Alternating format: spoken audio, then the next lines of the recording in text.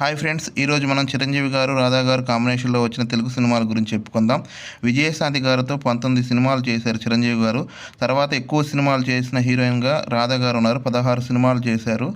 First movie 1984లో వచ్చింది goonda, hit movie.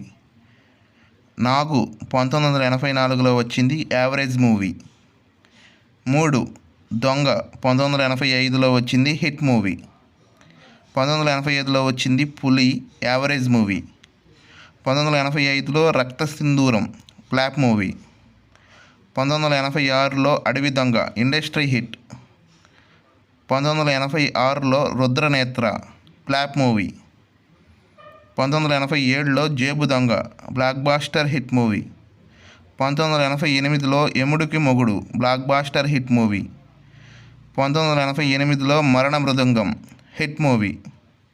1989లో state rowdy, super hit movie. 1989లో Lankeshwarudu, flop movie. 1990 Kondaveeti Donga, blockbuster hit movie.